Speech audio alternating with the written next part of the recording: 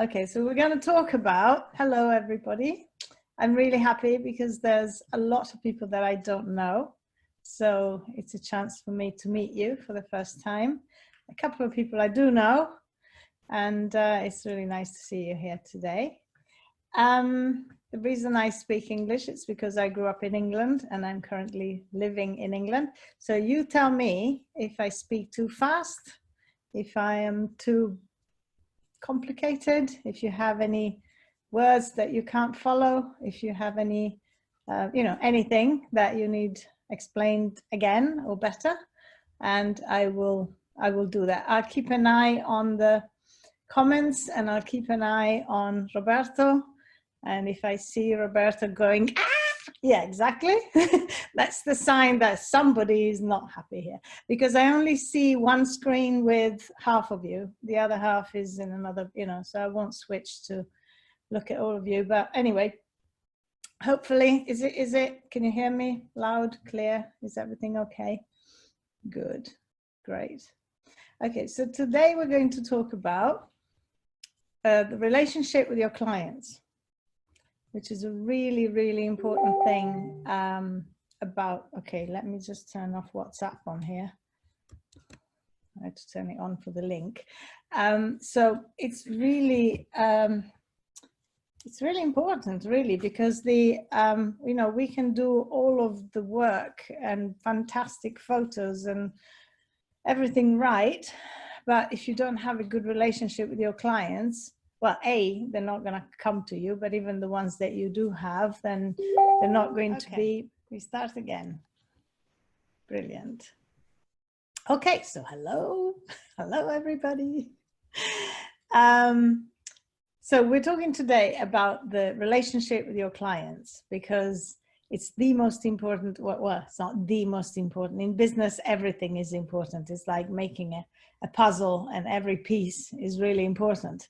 But I think the relationship with clients is a bit of a corner piece that touches many other things that are connected to it, and they actually have an effect on your relationship with your clients. So it's one of the most important parts that we need to be aware of. And it's one of the most important things to put our attention to, because sometimes we pay attention to our prices, we pay so much attention to the photography, we pay a lot of attention to the shoot and how we organize that. We pay a lot of attention to the technical side of photography, because that's what we like to play with. But your relationship with your clients is the difference between a thriving business, a very successful business, and a bad business. Basically, it can go either way. So it's one of those things that I really press on a lot during the courses that we do. And it's something that we all need to be aware of, and we all need to pay a lot of attention to. So the relationship with clients is something that we build, and we build this relationship because any connection, any deep connection with people in general builds trust. And if you have trust, then you have a relationship that is very different from any other kind of test del Grande Fratello. Sorry? Okay. I didn't hear that, so I don't know. Anyway, so we're building a relationship, and we are trying to build little bricks. I'm playing with this, little bricks of trust, because trust breeds loyalty as well.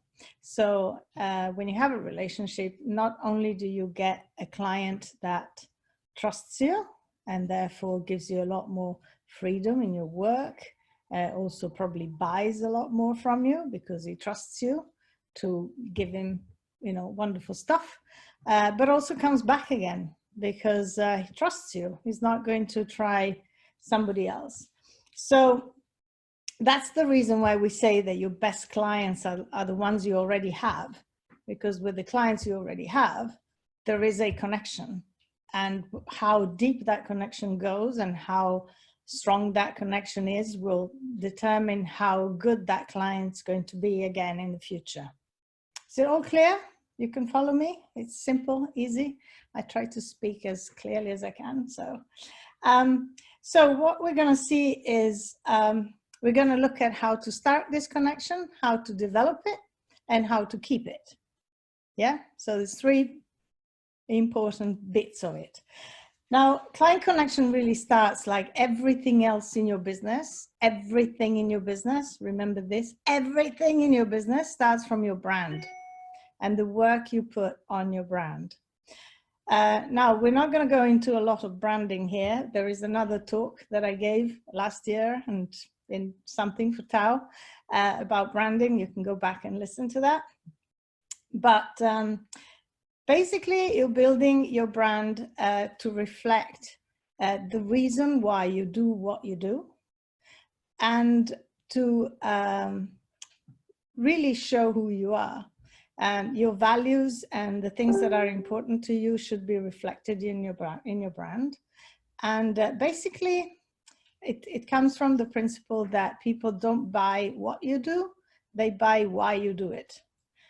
And that is a bit of work.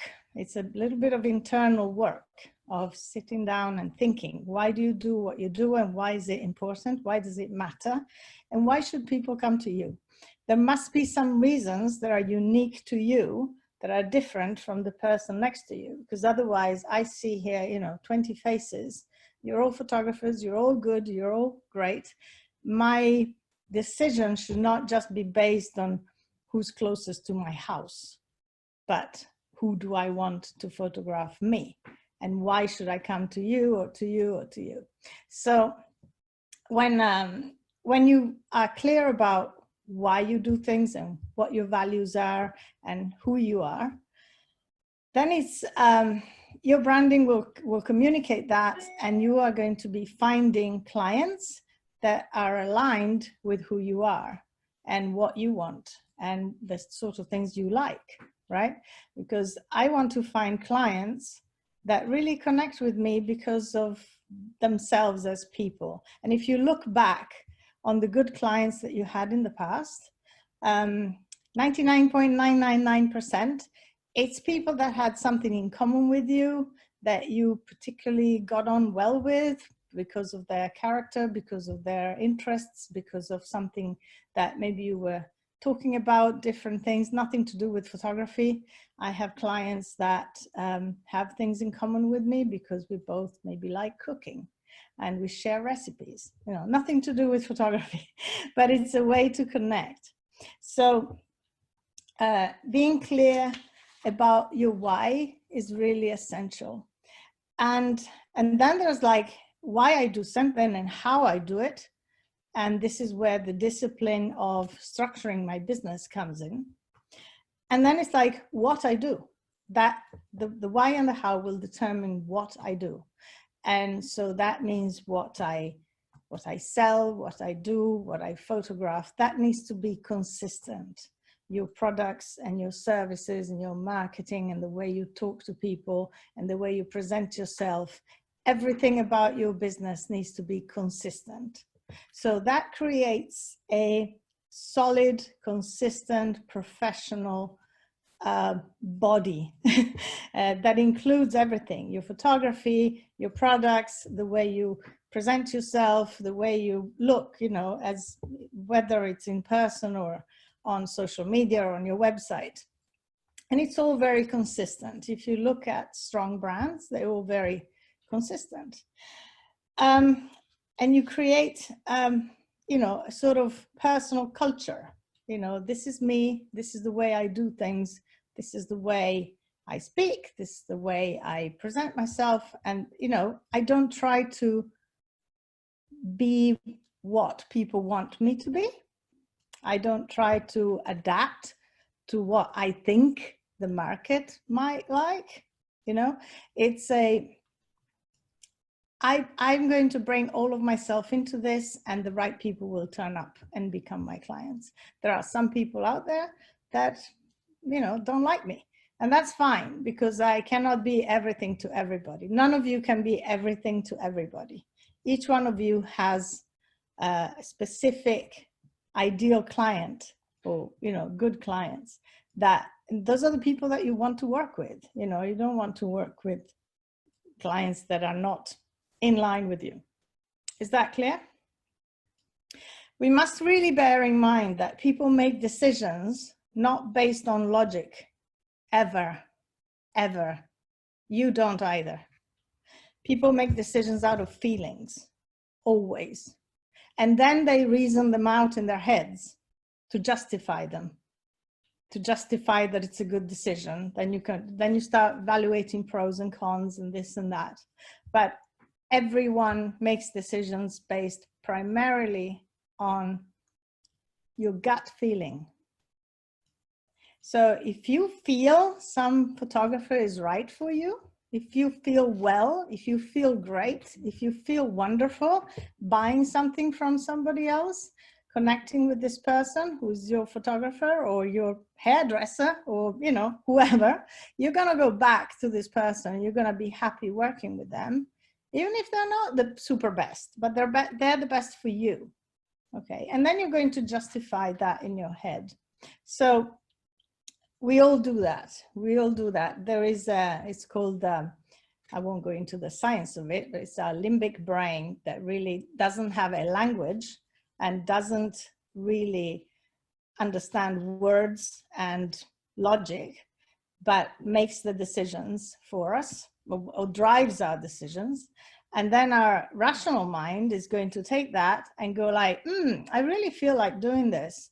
Yeah, well, actually, there's good reason for it, you know, and it's going to find good reasons to justify that decision.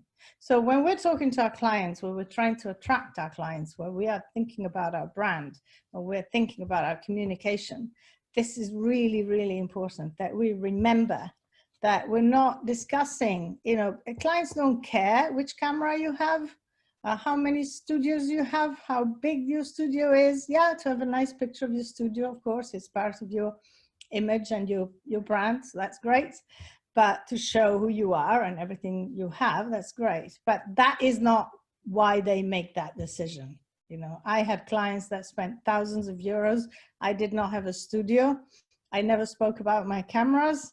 I never had to deal with any of that stuff. They came to me because they wanted me. That's it, you know. And then they would justify why. Then they would say, okay, well, yeah, but I really like her photos. I really like, you know, the way she works. And then the relationship started, the connection was strong. And that's why they ended up spending more money than they originally thought most of the times. So, of course, there is a system about sales and this and that, but that's beside the point. If you can have the best system for sales, and if there is no connection to your clients and no trust, it's not going to work. You can have zero sales system. If there is a good connection and strong trust, you're going to sell something, you know, even if it's not as much as you could, but you will. So this is important to remember in our branding, in our marketing, and in every communication that we have with our clients. We have a great example of this with Mac computers, Apple, right? If we go by facts and figures, nobody would ever buy a Mac, because right now they're not the best, they're not the fastest, they're more expensive, and a lot of PCs are quicker, faster, and better than Macs, right? But we don't just buy Macs, we love them. You know, if you're a Mac user, that's it. You're not going to even consider buying a PC. When I have to change my laptop, I don't think, which one do I buy? I think, which model of a MacBook Pro am I going to buy? Which model, not which computer, right? And so there is no reason. This is not logical. This is brand loyalty. And of course, they built it over 30 years. It takes a long time in this case, but there are specific reasons why this happens. And in a short little way, we have to try to do the same thing, that people will want to come to us because it's us, not because of any kind of special price or a discount, or, you know, lowering our costs, our prices, or offering more stuff, or, you know, all of that. That's not why. That is, in marketing, that is a manipulation. You know, if you do the scarcity, like we only have 1 week when you can buy this, or if you say, well, for a limited time, this is a special offer, you know, that is, it's called manipulation, not in a bad way, and it's part of a business practice, but that does not build trust, and that does not build loyalty. So every time we do that and we discount ourselves, we are undermining our relationship with the clients, and we are undermining a long-term trust with the people who come to us. Is this clear? Yes, okay, good. So let me just remember all the bits. So your personality, your life. At the beginning of every Outside the Box course, I have an Ansel Adams quote that I don't remember word by word, but anyway, it says, you don't bring into your photography, you know, your photography is not just your photography, you bring into, oh no, it says, you don't make a photograph with a camera, you bring into your photography every book you've ever read, every music you've ever heard, every person you've ever loved, and I don't know, something else. So all of ourselves, our lives, our experience, our personality, everything that is about us comes into our photography, and of course has to come into our business. There is no way that we can build a business apart from us. We are the face, the 20 inches, the most important part of the camera. You know which one that is? It's quite famous, this. Who knows what the most important part of the camera is? And I kind of given it away already, but it's the 8 inches behind it. 8 inches is 20 centimeters. Okay, so the 20 centimeters behind the camera is the most important part of the camera. And everything that goes with that is everything that has to do with you. Stop biting your nails. It's not good, what's in it? Victoria. Yeah. So your authenticity, the more of yourself you can put in there, it produces relationships that build trust, and trust builds loyalty. And that is a very simple, basic formula for everything when you're talking about clients' relationship. So when a decision feels right, people are willing to pay more, to travel more, to wait in line. You know, it's nothing to do with price and quality. It's to do with what they feel is what they want, you know, and what they feel is right for them. So again, no logic to it. So when we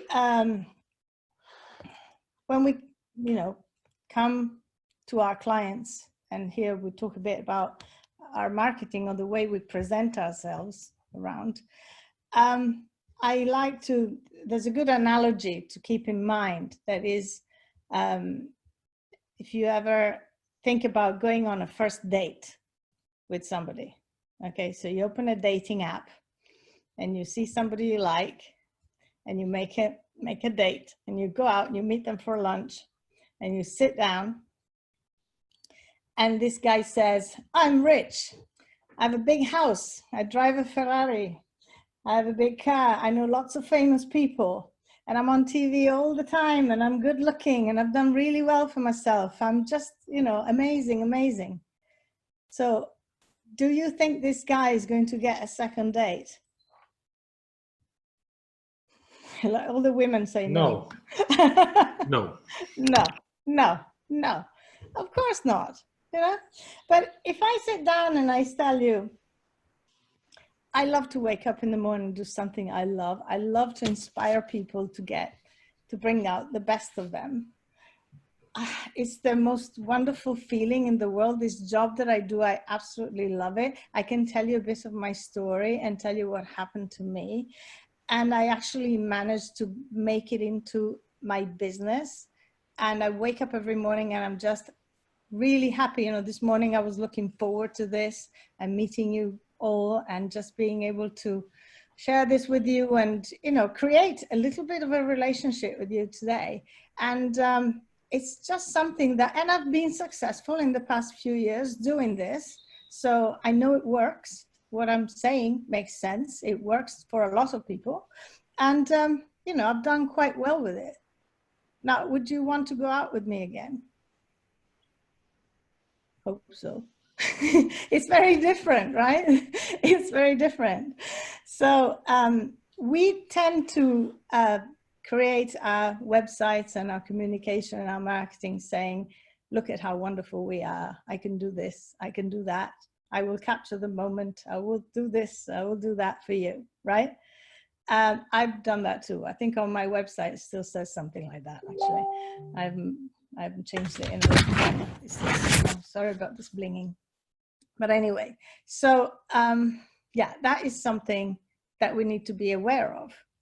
When we communicate about ourselves, it's very different if we don't do a song and dance about ourselves, but if we actually talk about what we love to do that is interesting to our clients.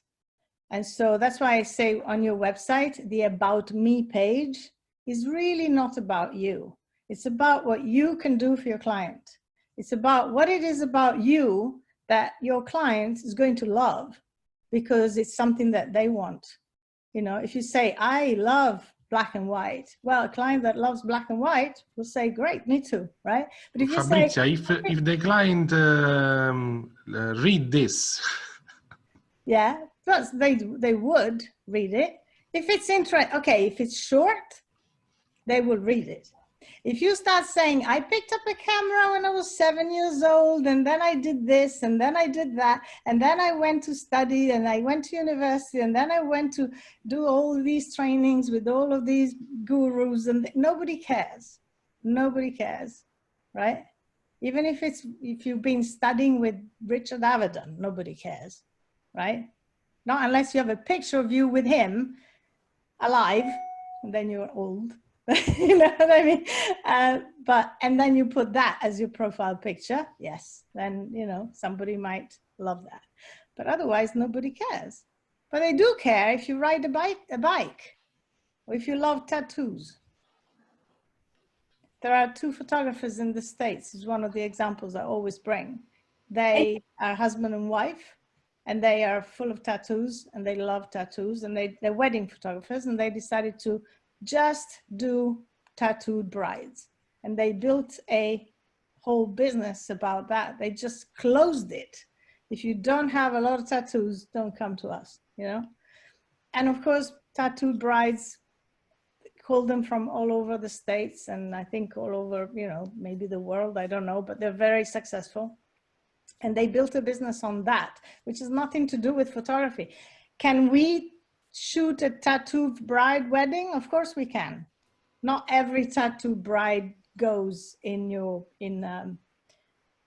goes to them, but they built a business on that, and they're kind of the reference point for a lot of people because that is their personality and they put it in their business. So that's a good example, right? So the important thing to do is to listen to your clients, to listen to what people want. And it sounds like a contradiction in terms that we should be about us, but then we should also listen to them.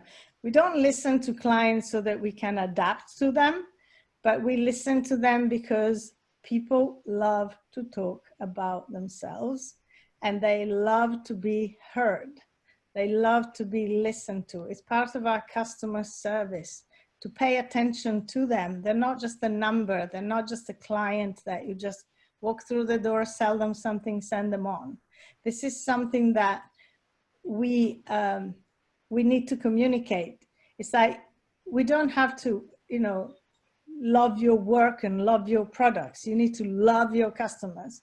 And when I say love your customers, it's really paying attention to them, giving them extra time, giving them extra attention, understanding why they come to you and what they want, and fulfilling expectations and over delivering on expectations.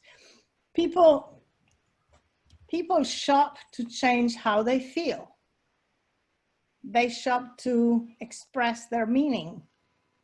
They shop to find meaning, to express themselves as well, right? So how many times we buy something because, well, because it feels right, but mainly it's like we're going to wear something or not wear something based on what we believe about that brand. You know, if we have a particular strong feeling about a brand, we may want to wear it or definitely not want to wear it. You know, if we believe that some shoe companies exploit children in the third world, we're not going to buy those shoes if we care about those things.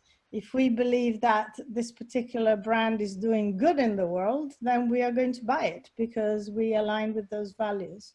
So people shop for a ton of reasons that are nothing to do with what the actual thing is. So the idea of having a portrait taken or choosing a photographer is tied to a lot about what it says about themselves more than what it says about us. And that's something that we need to listen to. Because if I know that a woman comes to me because she's going to have a big birthday in a while, and I need to be sensitive to the fact that she's going to turn 40 or 50 and she's decided to have a portrait of herself, I can't just treat her like anybody else that comes in and not be attentive to that and make a big fuss about it. You know, it's a major thing and it's just uniquely about hers. If somebody's, you know, getting married, we can make a big fuss about that for sure.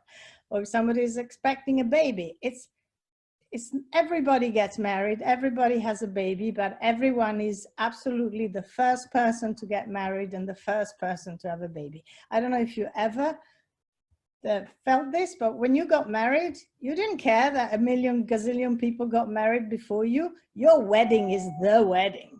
Your first baby is the baby, right? All the other babies don't matter. It's your baby that matters, right? So we have to pay attention to this. We can't just pretend, oh, it's another baby, it's another maternity, it's another wedding. It's really, really important to them. And the fact that we shot 1,000 weddings doesn't mean anything. It just means that we have experience and we can give them more, because to them, it's their first wedding. For us, it's the thousands wedding. We can help them make it fantastic. Beyond the photography, I do the timelines with my brides and grooms. I work through the time of day. I tell them how long they're going to take. Sometimes even wedding planners are not very good at this. So I know I can give them extra help. That's nothing to do with photography. It's to do with customer care. And they love it. And they're not going to go to somebody else because they trust me, right? Because I give them more than I should. So people don't just want information, don't even want experience. I know experience is a big thing and we want to wow them with experience, but that's not what they're looking for. They are looking for context. They're looking to understand what matters to them. And so that is where we need to meet them on this level. Yeah, we make things that change how people feel. We take a picture and people, you know, our job makes people change how they feel. They're going to look at themselves. They're going to look at their wedding album. They're going to look at their portraits or their children's portraits of their photos and feel amazing. So this is like, we have an incredible, powerful, we don't just sell, you know, shampoo you know, and even that they manage to sell it to you to make you feel amazing. So we do much more than shampoo, and, you know, and we don't use it. We treat it like it's anything, like a common thing, but it's not. It's a really special thing. So everything we do should be designed for feeling, not so much for function. Function takes care of itself. The technical bits will take care of themselves, but feeling is what really matters. And it's part of intangible values. There's a whole load of intangible values in our work, that this is one of them. So to me, it's like funnel marketing. I don't know if you're familiar with this term. Funnel marketing is when you set up all these automated things, you do campaigns and they click on something, they get a response, and then they click on something else, and then they get a video, and then they sign up and they get another video, and then another video. None of them has any contact with you. And eventually they're supposed to buy something. To me, that's exactly the opposite of what we're trying to do. So a lot of the automated, and some things that are automated, of course, help. Responses and things like that, but you can always customize things by person. So when somebody calls me, am I speaking too much? 5 minutes. I'm almost finished. Is that okay? I'm just going to give some practical, I'm done. Yeah? Then we can have questions. Is that okay? I can't hear you. Okay? Okay. Okay, it's okay. Okay. Sabrina, Right. beg your pardon, Sabrina Zanardini, vuoi parlare?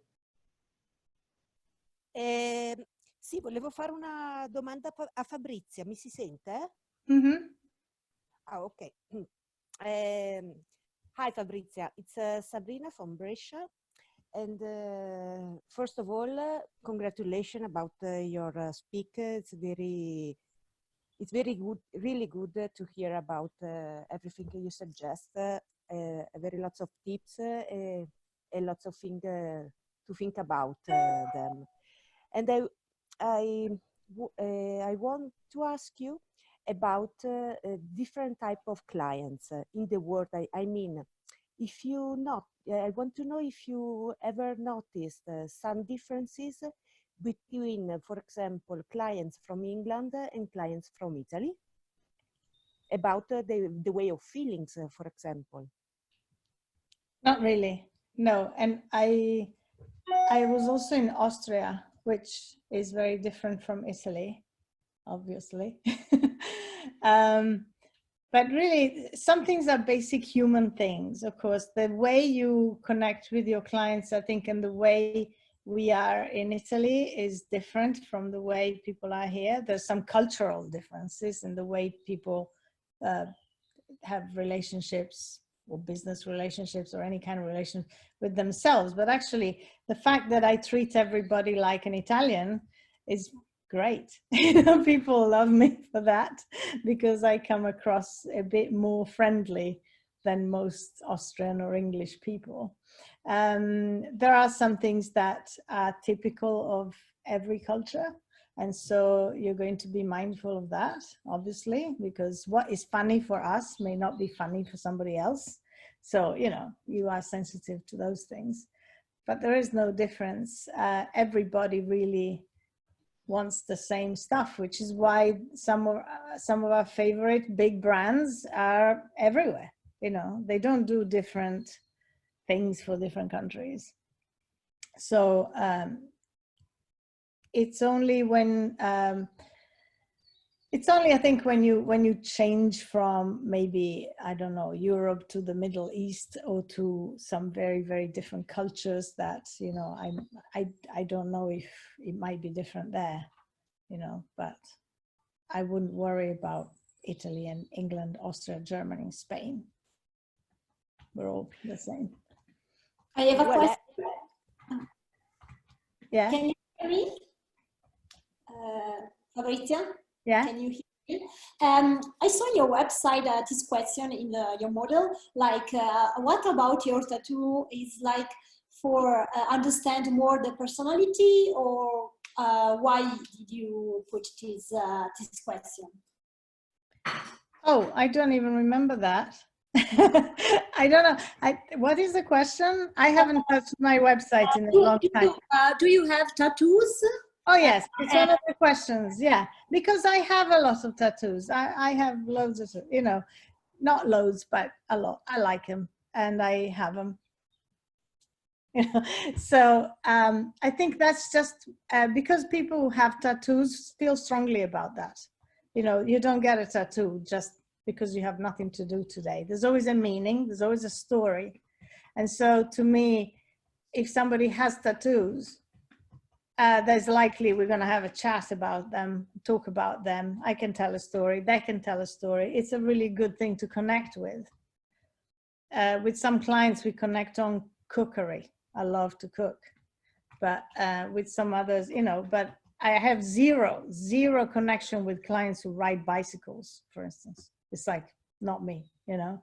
That doesn't mean, I've had clients who do ride bicycles. It's not that if you ride a bicycle, you're not my client, but I have nothing to say to you about that, you know. So I think when I put that question was probably at a time when I was doing a lot of tattoos and I felt strongly about that. Like I said, my website is being rebranded in the next couple of months. So I have kind of left it since, since before I left Austria. I just changed the address, but yeah, it's just something, you know, that I can ask anything. We don't want to ask too many questions when you have a questionnaire on your website, because you don't want people to have to fill in a ton of stuff just to contact you, you know. But if you want to put a couple of questions, you can just. And Fabrizia. I think if you have, sorry, if you have questions that are not the usual questions, then it's better. Yeah. Can I ask the difference between the Austrian people and Italian? What are? Well, Austrian, but in Tyrol, they're actually quite, you know, they're not as open as we are. They also like to eat and drink a lot, but yes. they know how to have parties and they party all the time, and so they're quite friendly, but it's a different kind of friendly. Like I was there for 10 years. And I only had 2 or 3 friends that would come to my house or I go to their house. Everybody else, you go out for a coffee or you meet for lunch, but you don't go into people's homes. So that's really a bit strange. At the beginning, it was very strange for me to, you know. And about the feeling, the Italian feeling is more quickly to do. Yeah. No, but really, as far as business is concerned, no change at all.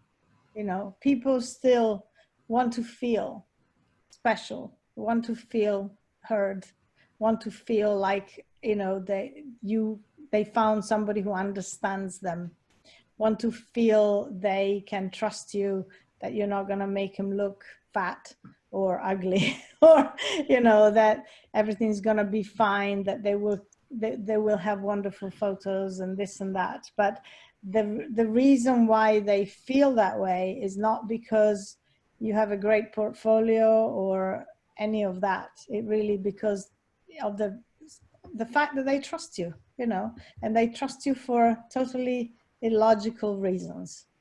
It's not how much, you know, because I know people who went to photography school and have amazing cameras and have done incredible things and this and that. And when it comes to taking photos or portraits, especially, because it's really not easy, they're terrible. Bad photos, you know, or mediocre bad photos, you know what I mean? And there's, you know, people that have not gone to school. They practice maybe in a studio with other photographers and learned on the job. And they're young and they come out the gate with amazing shots.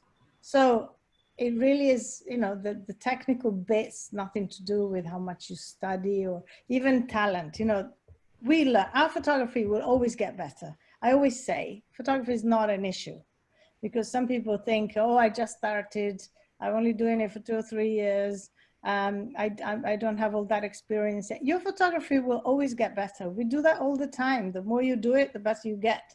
So if you think back on the photos you did a year ago, or 2 years ago, 5 years ago, you're gonna go like, oh God, how could I ever sell that? You know?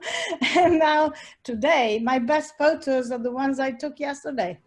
Well, not yesterday because I couldn't, but you know what I mean? Our best shoot is always the last one, or the last 2 or 3, not something from 5 years ago.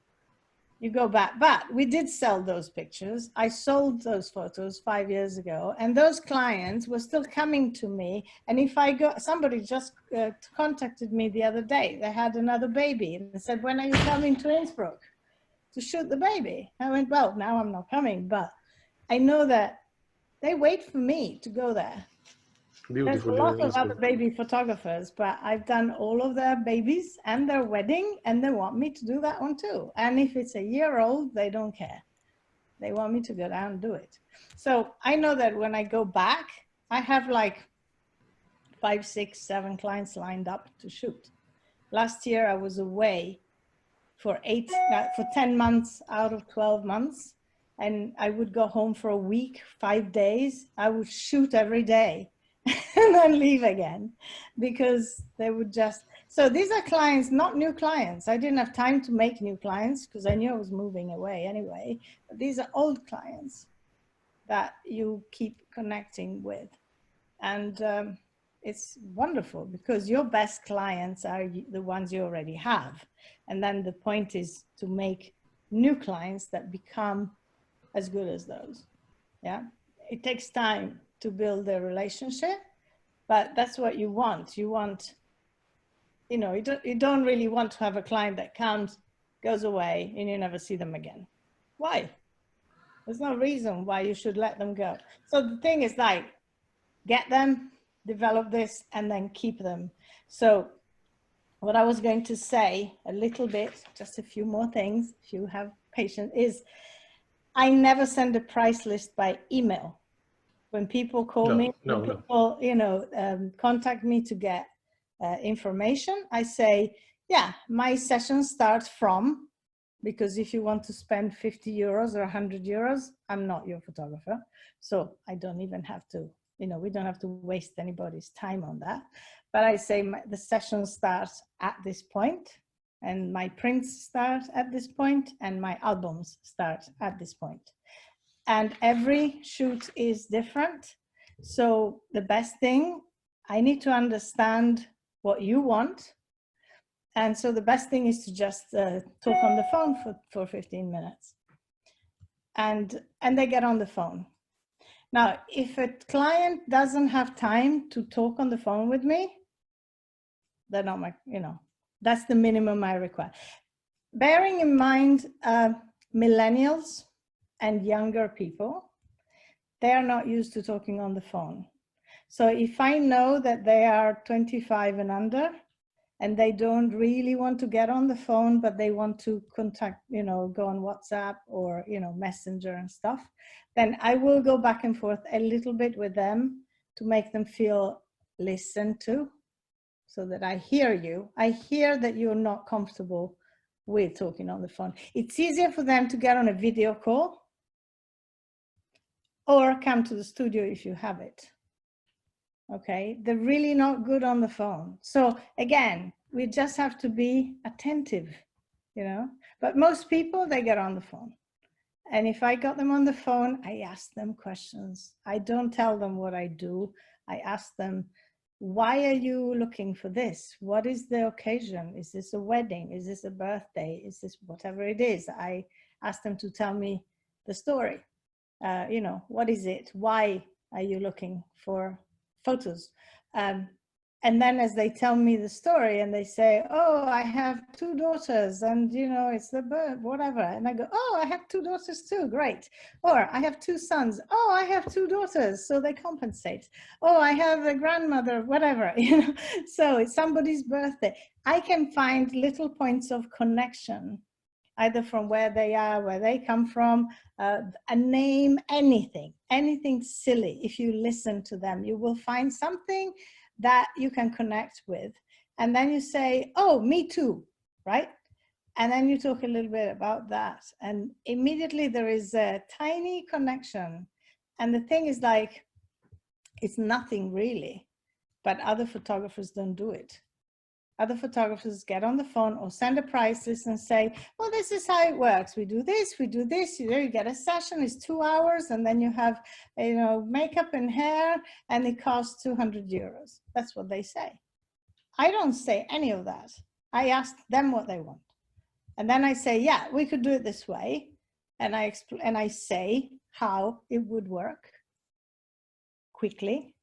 And then they ask questions about how it would work. And then after we talked for 15 minutes and we had a really nice chat and we're all friendly, then I'm the one that says, well, now I bet you want to know how much this costs, yeah? Because I already made it sound amazing. And so, yeah, it's going to be expensive, right? And so then I give them a price. I tell them more or less what it's going to cost, how it's going to work. And by that time, we're already in a kind of closer, slightly closer relationship, happier relationship than just somebody who calls up and gets some prices off the phone, that there's no connection. So, hello, Fabrizia, sorry, excuse me. Yeah. You do also photography or only therapy? Me? No, I do photography.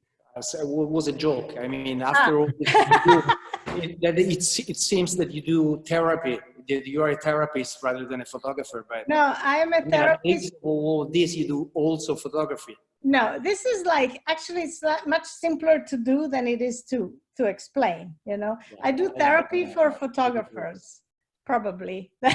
There's a lot of therapy in my photographer. Look at Maura, she works with me. Yes. So there's a lot of therapy in the outside the box course. I see. That's for sure. But not therapy really, but psychology. Yeah, of course. You know, we're dealing with people's minds. You have to be aware of the psychology of your clients and what makes, you know, it would be silly to think that you turn up, you tell me what you do, you give me a price and I buy it. It's not going to happen, you know, so simple as that. So I have a question. Yeah. If I may. Sure. From what I gather, you do mostly people photography, personal and wedding, birthday persons. Do you think that your this kind of approach, in your experience, is successful also for other kind of photography, architecture industries, or what would you recommend? I kind of like very much the idea of making a connection. That's extremely effective, but I was curious. Sorry. You always have to make a connection with people. You know, I come from fashion. When I was in Milan in the 80s, I was a fashion and beauty editor. Okay, so I used to call photographers, call models, call makeup artists, decide on, you know, where we're going to shoot, what we're going to shoot, get the, you know, clothes and all of that, and put shoots together. And the photographers I used to work with were the people I like to work with. Yes, it depends on the shoot. You know, this photographer is going to be better for this and that one's going to be better for that. You kind of use them like a pencil in a way. But at the same time, I had those 4, 5, 6 photographers that I loved to work with because it was fun, because it was, they were obviously all good, you know, but there were other people that were really good, but they're like pain in the necks and boring people. And like, I didn't want to spend time with them, you know? So even in a commercial environment, I think you are going to be talking to a person who's got to like you, to work with you, right? So if there is a connection, it cannot hurt, okay? So whether that's going to make the difference in terms of, you know, some companies, this person is going to choose the photographer, but they're going to have to say, you know, if the budget is not up to your level, then there's nothing you can do. They can like you a lot, they're not going to book you. But that's for everything, you know. It's also for personal things as well. If a client is really nice and you love them, but they don't have the money, well then what can you do, right? We have a luxury business. This is a luxury business. We have to realize this. Photography is a luxury business, and we have to treat it like a luxury business. Either you build a studio with 20 photographers and you make a supermarket type of thing, big numbers, low revenue, and that's another business model that I don't teach. But if you're going to have your own business, it's a luxury business. So a luxury business needs high service, big attention, a lot of care, and then you can charge more because you're going to be talking to people who want to have a higher level of service and a lot of care. You know, when you go out to eat, you don't always go and eat at McDonald's because it's cheap. Sometimes you go and eat in a nice restaurant because it's good and this person is lovely and the chef comes out to greet you and you know them. There is a relationship in restaurants, right? That you go back to all the time. Look at Roberto, he's an expert on that, you know? But I know that, you know, I would go somewhere that costs a bit more to eat something good, but a lot of it has to do with the care, how they look after me, if they remember me. We went to there's a really good steak restaurant here, and we went in and they remembered the wine that I liked. I've only been there once before, like a month before. Now, to me, that was impressive because they remembered, and they remembered that I like ice cubes, and they brought me I didn't have to ask. I usually have to ask like 3 times because I like ice cubes. So that thing means that's my favorite restaurant now. You know, when we go out, I love to go there. Little things like that. Is the steak good? Yes, excellent. But the fact that our work, our photography needs to be great, excellent, that's a given. That's the baseline. That, you know, we are professionals. We have to do good work and deliver. That's fine. But everything else is on top and beyond. So if your brand is good and it reflects you and your values, it will attract the clients who have the same values and who are looking for the same thing, that are aligned with you.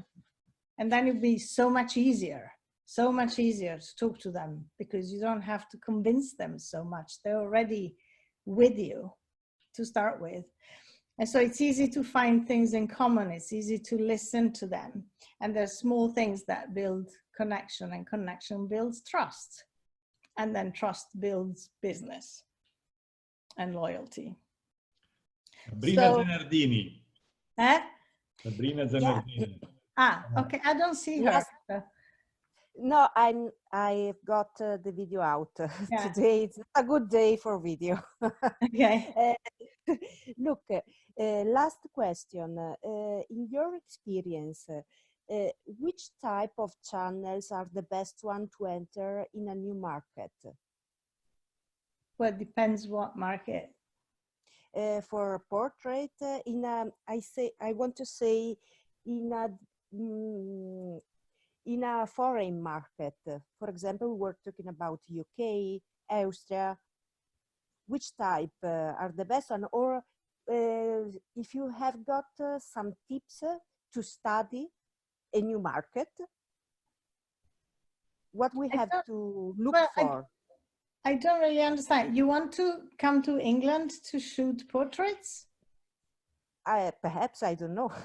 No, well, actually, I'm looking, my project is about to shoot worldwide, if I can. I really love to travel, and actually I'm working between Spain and Italy. Mm-hmm. But I'm watching also other type of market, and I'm asking if there are some tips to study how to connect with new markets, you know? Yeah, well, okay. There are 2 flaws in your question. One is how to connect to a new market. Your thought would be, how do I connect with people? Because that is the point. You go there and you connect with people. I don't know how you started in Spain, But I'm sure you went to Spain before you started shooting in Spain. Right? Yeah, actually, I lived in Spain. There you go. And over there, I made photography school and so on. I began my profession over there.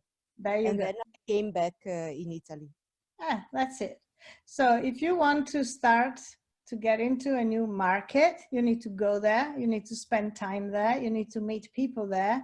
You need the people to meet you, to know you, and build your business there, which is what you did in Spain. If you think, you know, a lot of people think, oh, I want to go and shoot weddings all over the world and I want to do, you know, you got to be there. You've got to be there. When I grew up in England, but when I was in Austria, I used to come up here and meet my, you know, stay with my mother and stuff. I never, ever even began to shoot in England, because if you're not here, you're not here. You know, you can't just go and say, you know.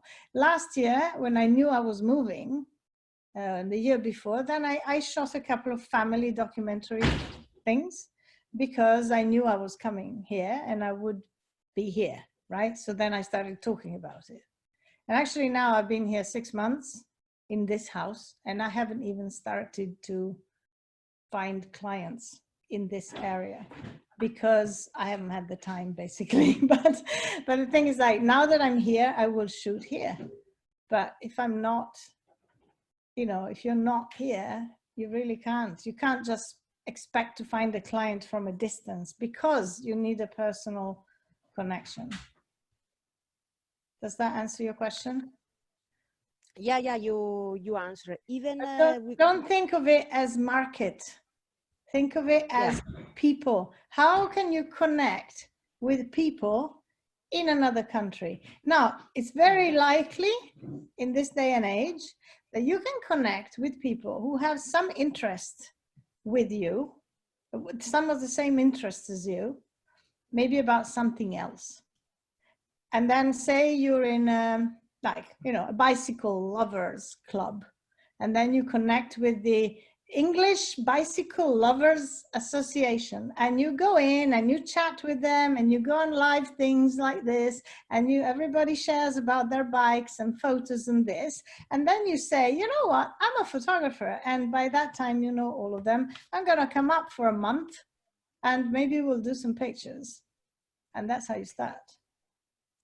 For you, it's all about the personal connections. Yes, it has to be. I understand. It has to be. We don't have a big enough branding power to not have that. You know, even the big brands have built a personal connection, even with thousands of people. But it's all about a personal thing. If you think of brands like Dolce & Gabbana, in their communication, they're very specific about what their values are, about what they do, how they do it, what is important, the fact that it's Italy, it's Sicily, it's photography, and people respond to that.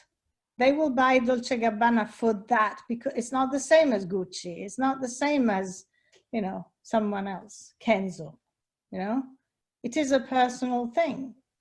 And even if I don't buy Dolce & Gabbana, I am aware of their brand because it's so strong. And I don't follow them, so maybe now it's not, I don't know. But through the years, they built something very specific, very personal, very different. Moschino, come on. At the time, you're talking, you know, years ago, but like, he was amazing. And I met him because I was working at that time. But, you know, he was exactly like that. You know, and people loved him for that. And some people hated his stuff, but some people loved his stuff. It's very, very, you know, and the more unique you can be, and the more you're going to cut out a lot of people who won't like you, and only get the people who love you, and they will not let you go, you know. So it's only when you try to build to be everything to everybody that you don't get anywhere. And that's why the research is personal. It's an internal work. to bring yourself into this as much, and as an artist, you bring in more and more and more of yourself into your art and into your business. And then you are connecting more and more to very specific types of people. But you know, there's a lot of those types of people out there to have enough work for everybody. That's why competition doesn't really exist. Then competition ceases to have any meaning, because somebody doesn't come to me because I cost less or more.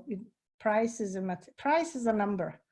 It's not you know, a decisive factor. I understand. Thank you. Thank you. That's okay. So going back to, you know, trust makes them book you and not somebody else, even if you cost more. And then you should make it very easy for them to book you. Don't have them jump through loops to book you with 1,000 different things. Easy. Click here, do this, send the money. Simple. Book. And then make it very clear, make them feel good, and make things very clear. One thing that's really important when somebody books you, expectations have to be met and over-delivered. Every single conflict in your business with your clients will come from unfulfilled expectations. If people think, you know, all the conflicts, if you think back, when people have something wrong to say about it, it's because you were not clear. You were not clear that you were not giving digital files. You were not clear that the prices were high. You were not clear that the shoot would be like this or like that.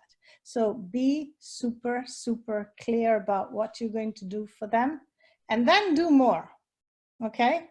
But they have to be, you know, very, very clear expectations. So that's, make them feel amazing then. You know, empower women to feel beautiful, delight the kids, make them have a lot of fun, go to weddings, make friends with every guest. Every time I did a wedding, I would shoot at least I would book, you know, clients, I would connect with clients, and I would end up booking like 4 or 5 sessions for babies, for, you know, maternity, for somebody getting married the next time, or families, or, you know, I sit down at the table with them, and I eat and I drink and I take photos. I have my camera in my lap and I just have fun, you know.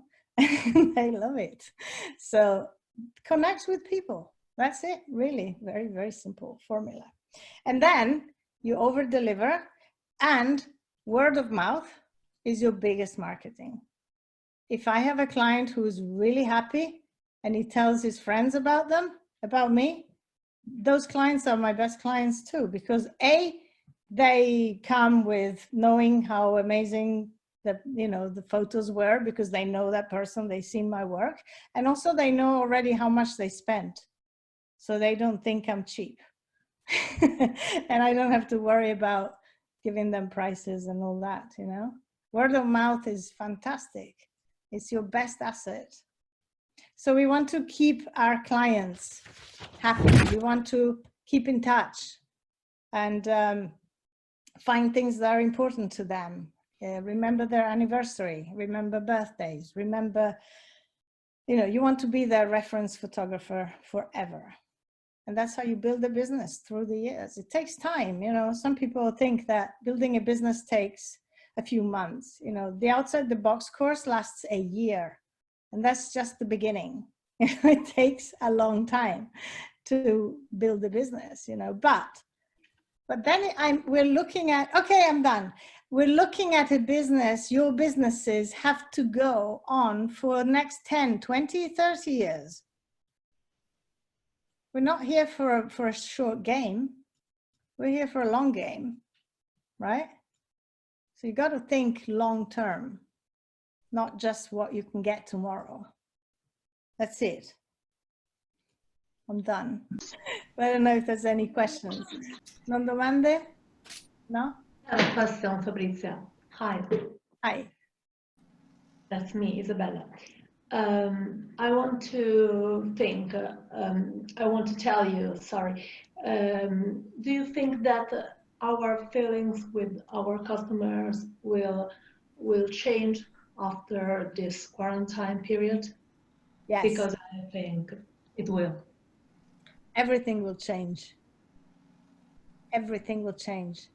And nothing will be the same really after this. It's not going to go back to normal. You know, when people think, oh, when is it going to back to normal? And it's not going to go back to normal.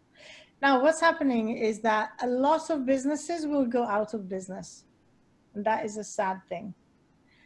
A lot of businesses that now make preparations to get up to scratch with things will come out of this with an extra gear. And I think that's important. This time is so precious. I've been speaking about this a lot in my group as well, if you follow me in my group. Anyway, so you can go and listen to all of these things. But this is a really precious time to get our shit together. There's no better way of saying it.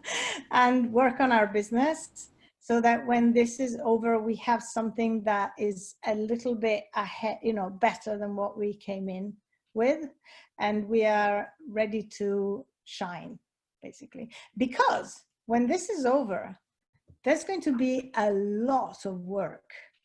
There's going to be a ton of weddings.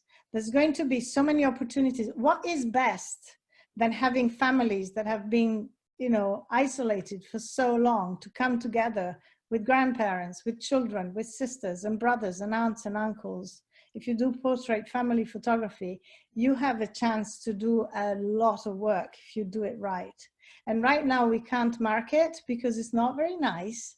It's not really a good time to market, but that's why I did the One Photo for Life, Una Foto per la Vita, if you want to go and check it out.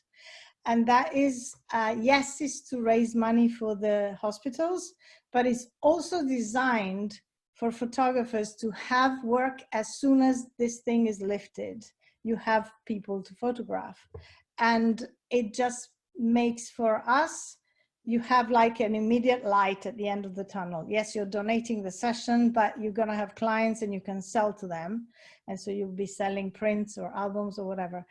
And on the other hand, it's for clients, something to look forward to say, oh, when this is over, we're going to go to Isabella, we're going to go to, you know, and we're going to have this shoot, which is going to mean so much, because that is going to be an incredible historical moment in the life of these families in history, right? So we have a huge thing, a lot of work to do next year, which is why now I'm doing a lot of work with photographers, because there's a need to get your stuff together and you know, bring it up a notch. So yeah, it's not going to be the same, but I think it's going to be good. But I also think that the middle market is going to go out of business. And this is something that's already happening anyway. You know, in the shops that you see, supermarkets are okay, and luxury shops are okay, boutiques are okay. The corner shop, the la latteria dell'angolo, they close. Yeah, so that's just gonna happen faster, and in photography as well. So I hope you will all work on this now. We hope for money, Patrizia. Huh? We hope for money. Well, you build it, you know, money comes, you do the right thing and money will come, you know. But if the money there isn't, it's difficult. Well, no. Okay, because we think that, because we hear a lot about people who have no money, and it's true, and it's very sad. But like I said, this is a luxury business, and the people who have money, they don't have a problem if they're at home for 3 months or 4 months. Actually, they will have more money, because for 4 months, they have not been shopping, they have not been traveling, they have not gone out to dinner, they have not done anything. So they will spend more, right? There's going to be a lot more money, the people who have money will want to spend more money. You have to be connected with that kind of money. Yeah, That exactly. kind of And people, that- sorry. That Yeah. kind of people. those kind of people, but that comes from your branding and the way you present yourself. Even from your surrounding too, huh? I mean, No, it has nothing to do with where you are. no, I can no, tell I know. It's not because people say, I'm in the middle of Sicily, I'm up in the mountains. I was in a tiny village in the middle of nowhere, and it doesn't make any difference where you are. Really, no, none at all. It's all about how you build your brand and how you build your marketing and how you build your business. That's it. It's all about that. And your prices, they have to reflect. You know, I see people who say, oh, I want to attract higher clients. And then their prices are very low, too low. And if you have a higher end client, they're not going to book you if you're too cheap. Simple as that. So you have to be careful with that too. Sorry, Roberto. Okay, I'm done. It's an hour. Come on. No. Oh, it's more than an hour? Ciao A tutti. Ciao. a tutti. Wow. Ciao. Ok, Grazie tantissimo. figurati. Credevo che sarebbe stato abbastanza interessante, invece è stato molto interessante. Ah, meno male. Right, maybe we'll do this again. Okay. Bye bye. Thank you. Grazie a tutti. Thank you. Ciao. Ciao. A Luca. Ciao. Ciao, grazie. Hello everyone. Ciao, ciao. Grazie Fabrizia. Grazie, piacere. Grazie Fabrizio. Ciao, grazie. Ciao, ciao. Così tu, attacca tu. Attacchi tu. Attacco io.